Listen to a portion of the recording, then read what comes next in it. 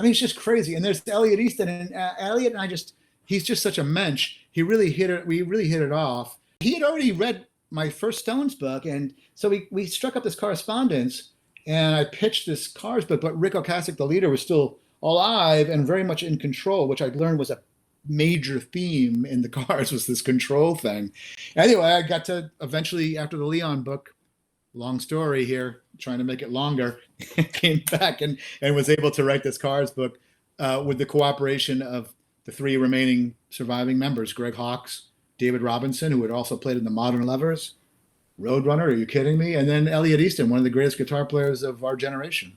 What was the biggest surprise or insight that you learned that, you might not have thought you didn't know, for those of us who haven't read the book, because they're such a fascinating band, as we talked about?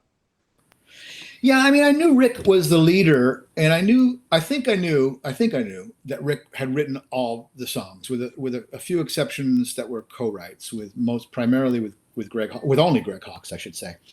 But I didn't know the extent of their interpersonal drama, which didn't come as necessarily a surprise or a shock, because every band has some level of that.